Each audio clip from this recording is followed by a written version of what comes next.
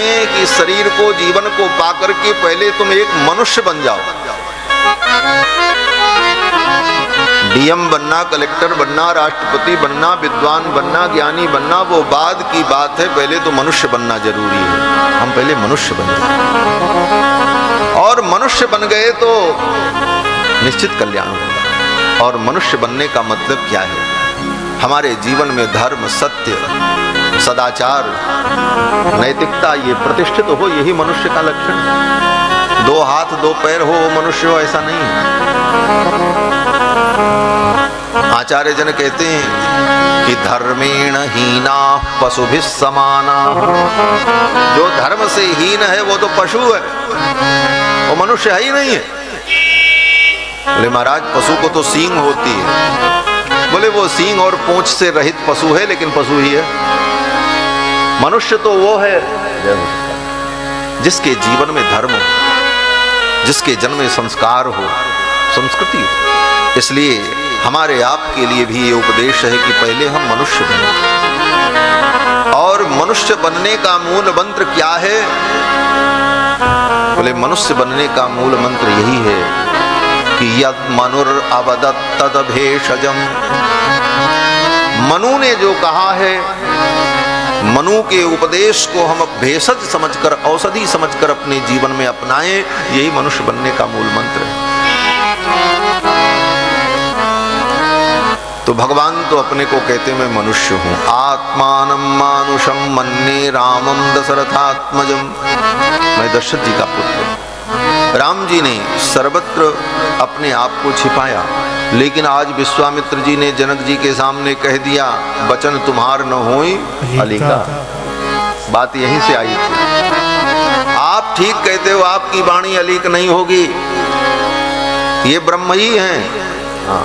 और दो रूपों में आए हैं, और दो रूपों में नहीं आए, आए तो चार रूप में, लेकिन अभी आपको दो दिख रहा है, दो बाद में दिखेगा। कृत्वात्मानं चतुर्विधम, यही तो वाल्मीकि जी ने कहा। कृत्वात्मानं चतुर्विधम, चार रूपों में भगवान प्रकट हुए अयोध्या में। तो मानो विश्वामित्र जी कहते हैं, राजन तुमने जो सोचा, जो समझा, यही सत्य है। अब राम जी को लगा कि गुरु जी तो सब बता देंगे।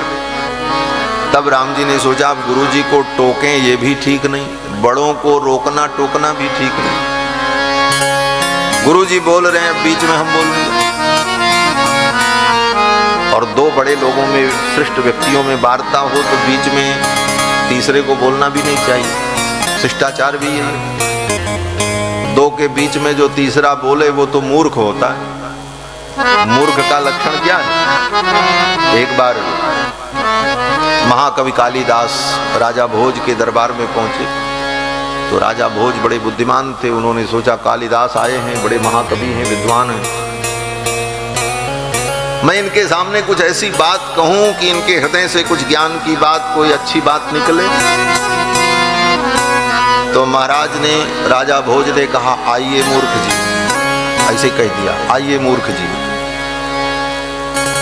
तो कालिदास जी ने कहा अच्छा। कालिदास जी ने कहा, राजन आपने हमको मूर्ख कहा, लेकिन मूर्ख किसे कहा जाता है? मूर्ख का लक्षण क्या होता है? वो लक्षण हमारे अंदर घटित नहीं होता। राजा ने कहा मूर्ख का लक्षण क्या है? तो कालिदास जी ने कहा कि गतम न सोचामि कृतम न मन्ये। जो बीती हुई बात को सोचता है वो प्रथम मूर्ख है। जो बीत गया सो बीत गया, सोच के क्या करोगे? अब वो काल कभी लौटने वाला नहीं। बीती बात को सोचने से कष्ट ही होगा, उसे भूल जाना चाहिए। जो बीत गया सो बीत गया। इस झूठे खेल का मूल्य ही क्या, कोई हार गया कोई जीत गया। इसलिए बुद्धिमान व्यक्ति बीती हुई बात को नहीं सोचता। गतम न सोचामि, कालिदास जी ने कहा बीती हुई बात को मैं सोचता नहीं हूं।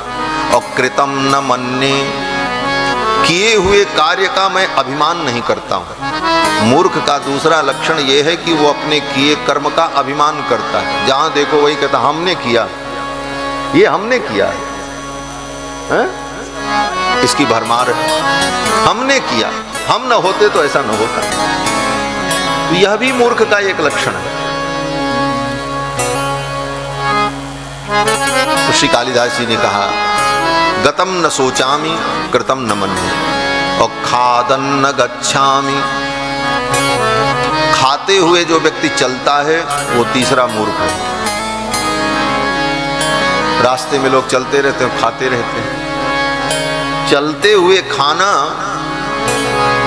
अथवा खाते हुए चलना, जो भी कह लो, दो क्रियाएं जब एक साथ होती हैं तो एक क्रिया प्रधान होती है, एक गौड़ होती है। खाने की भी क्रिया चल रही है और चलने की भी क्रिया चल रही है। अब अपनी दृष्टि है, किसको आप गौड़ समझ रहे हैं, किसको प्रधान समझ रहे हैं। तो खाते हुए अगर व्यक्ति चल रहा है तो मूर्ख है। खादन न गच्छामि, खाते हुए मैं चलता नहीं। और हसन न जल पे, हंसते हुए जो व्यक्ति बोलता है वह भी मूर्ख की कोटि में होता है। कोई बात बोलो तो गंभीरता में बोलो, हर बात में ही करते रहो, बोलते रहो, उसकी वाणी का कोई मूल्य नहीं होता। इसलिए बात हंस करके कहना यह भी मूर्खता का एक लक्षण है। हाँ, हंसने की कोई बात हो, वहां हंसने की बात आ जाए तो चलो भाई ठीक है, हंसी आ गई। लेकिन हर बात में हंसते रहना और कहते रहना, बोले ये मूर्खता का लक्षण। हसन न जल पे। और फिर अंत में कहा कि द्वाभ्याम तृतीयो न भवामि राजन। दो आदमियों के बीच में मैं तीसरा नहीं होता हूं। दो आदमी बात कर रहे हैं, उसमें तीसरा व्यक्ति बिना पूछे अपनी बात घुसेड़ दे, बोले वो मूर्ख होता है। द्वाभ्याम तृतीयो न भवामि राजन। दो व्यक्तियों के बीच में मैं तीसरा नहीं बनता हूं, अपनी बात नहीं रखता हूं। तो किम कारणम भोज भवामि मूर्खः। हे राजन, किस कारण से मैं मूर्ख हूं, क्यों आपने मुझको